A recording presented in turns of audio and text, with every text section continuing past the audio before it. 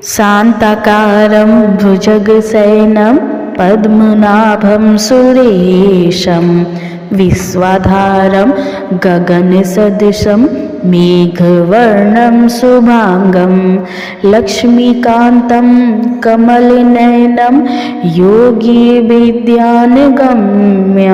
वन्दे विष्णुं भवभयहरं सर्वलोकैकनाथम्। हरे कृष्णा, राधे राधे। आइए श्रवण करते हैं कार्तिक मास महत्म्य अध्याय 12 एवं 13।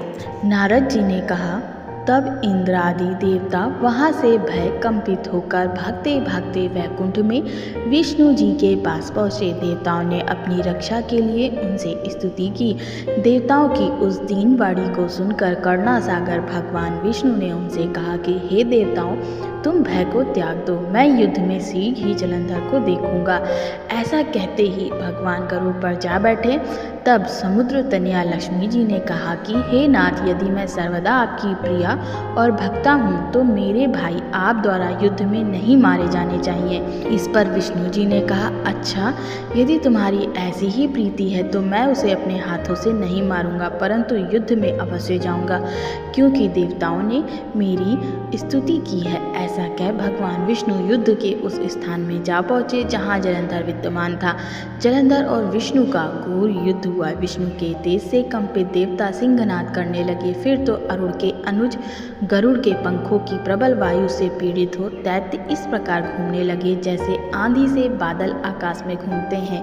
तब अपने वीर दैत्यों को पीड़ित होते देखकर जलंधर ने क्रुद्ध हो विष्णु जी को उद्धत वचन कहकर उन पर कठोर आक्रमण कर दिया। दोनों ओर से गदाओं, बाणों और शूलों आदि का भीषण प्रहार हुआ। दैत्यों के तीक्ष्ण प्रहारों से व्याकुल देवता इधर उधर भागने लगे। तब देवताओं को इस प्रकार भयभीत हुआ देख गरुड़ पर चढ़े भगवान विष्णु युद्ध में आगे बढ़े और उन्होंने अपना सारंग नामक धनुष उठाकर बड़े जोर का टंकार किया। पल मात्र में भगवान ने हजारों दैत्यों के सिरों को काट गिराया। फिर तो विष्णु और जलंधर का महासंग्राम हुआ। बाणों से आकाश भर गया। लोग आश्चर्य करने लगे। भगवान विष्णु ने बाणों के वेग से उस दैत्य की ध्वजा, छत्र और धनुष बाण काट डाले। इससे व्यथित हो उसने अपनी गदा उठाकर गरुड़ के मस्तक पर दे मारी। साथ ही क्रोध से उस दैत्य ने विष्णु जी की छाती में भी एक तीक्ष्ण बाण मारा। इसके उत्तर में विष्णु जी ने उसकी गदा काट दी और अपने सारंग धनुष पर बाण चढ़ाकर उसको भेदना आरंभ किया। इस पर जलंधर इन पर अपने पैने बाण बरसाने लगा।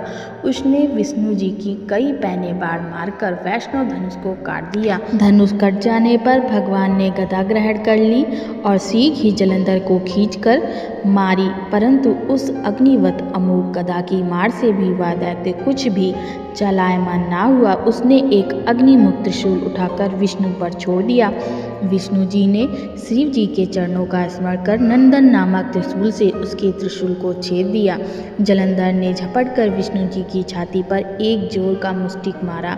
उसके उत्तर में भगवान विष्णु ने भी उसकी छाती पर अपनी एक मुष्टि का प्रहार किया। फिर दोनों घुटने टेक बाहुओं और मुष्टिकों से बाहु युद्ध करने लगे। कितनी ही देर तक भगवान उसके साथ युद्ध करते रहे। तब सर्वश्रेष्ठ मायावी भगवान उस दैत्यराज से मेघवाणी में बोले, रे रण दुर्मत दैत्य श्रेष्ठ, तू धन्य है जो इस महायुद्ध में इन बड़े बड़े आयुधों से भी भयभीत ना हुआ।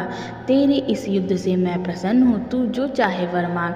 मायावी विष्णु की ऐसी वाणी सुनकर जलंधर ने कहा, हे भावुक, यदि आप मुझ पर प्रसन्न हैं तो यह वर दीजिए कि आप मेरी बहन तथा अपने सारे कुटुंबियों सहित मेरे घर पर निवास करें। नारद जी बोले, उनके ऐसे वचन सुनकर विष्णु जी को खेद तो हुआ, किंतु उसी क्षण देवेश ने तथास्तु कह दिया। अब विष्णु जी सब देवताओं के साथ जलंधरपुर में जाकर निवास करने लगे। जलंधर अपनी बहन लक्ष्मी और देवताओं सहित विष्णु को वहां पाकर बड़ा प्रसन्न हुआ। फिर तो देवताओं के पास जो भी रत्न आदि थे सबको ले जलंधर पृथ्वी पर आया। निशुंभ को पाताल में स्थापित कर दिया और देव, दानव, यक्ष, गंधर्व, सिद्ध, सर्प, राक्षस, मनुष्य आदि सबको अपना वंशवर्ती बना त्रिभुवन पर शासन करने लगा। उसने धर्मानुसार सुपुत्रों के समान प्रजा का पालन किया। उसके धर्म राज्य में सभी सुखी थे। जय श्री कृष्ण।